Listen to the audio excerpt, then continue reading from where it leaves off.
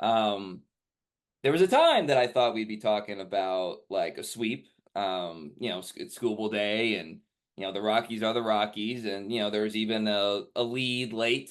That didn't happen. Obviously, we're recording only a couple hours after the Tigers dropped the series finale to the Rockies, and some interesting things happen, some potentially like heartbreaking things happen in terms of the Terry School Bowl hand to ball moment there, and some spectacular things. Riley Green, especially Torkelson coming up clutch with the base hit.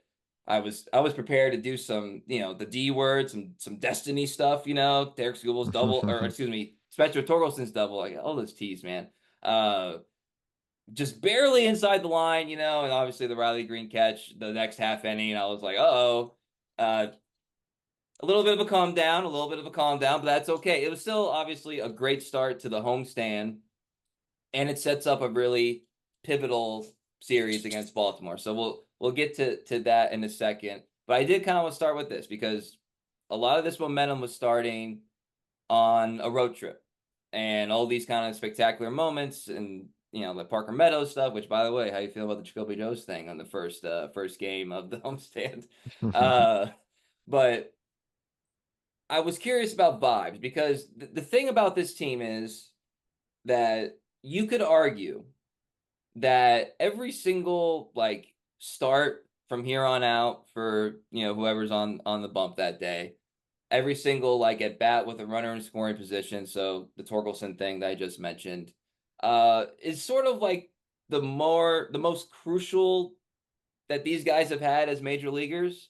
You know what I mean? Like Spencer in that moment, you could get the sweep, you could go within, get within 3 games, if the lead holds, and obviously it didn't, but like everything has higher ramifications.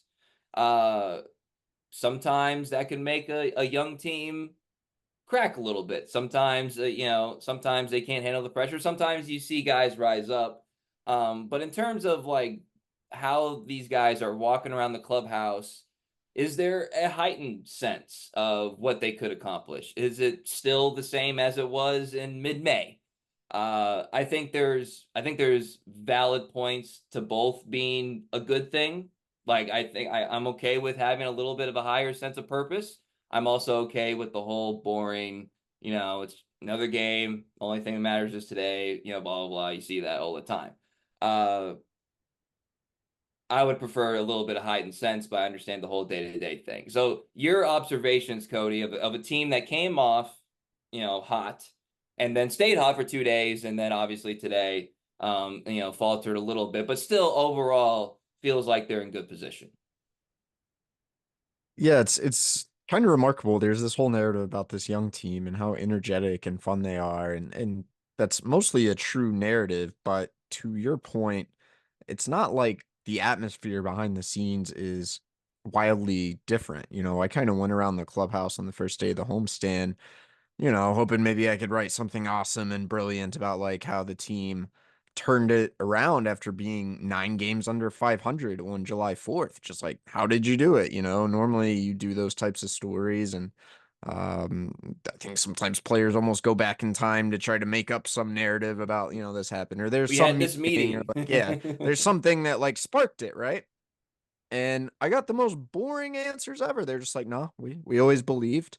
And if you recall, like at the time when things were really bad and we did vibe checks then, it was kind of like, well, you can sense some frustration, but so many of these guys are young and just naive enough that like I think they actually kind of do not realize they're out of the race. And turns out they were the ones who were right a little bit. I don't think they ever really lost hope. I don't think there was any grand meeting or turnaround.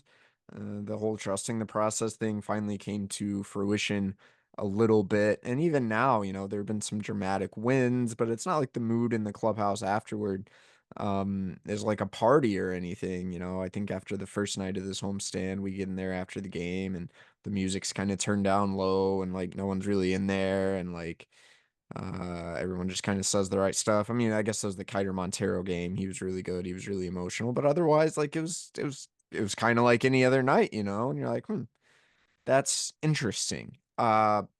there is a part of me that wishes there would be a little more energy. Like, come on. And there's a part of me like, I don't know, this is like become kind of business-like, and maybe that comes from the top down. Maybe that's an AJ Hinch thing. I know AJ doesn't like to hear if he overhears the guys kind of getting ahead of themselves, he kind of shuts that talk down. Now, look, on the record, these guys are all going to give the like, oh, we're just worried about today. And of course, that's not entirely true. Of course, they look at the standings. Of course, they know where they are in the standings. AJ even like admitted that this week, which shouldn't be a surprise to anyone. But I think that kind of mentality maybe has rubbed off a little bit. And you could argue that's a good thing too. Like it's pretty businesslike. I think there's a pretty high degree of focus kind of on the task at hand, and knowing that you can't win 5 games in one day. You can only focus on what's there in front of you.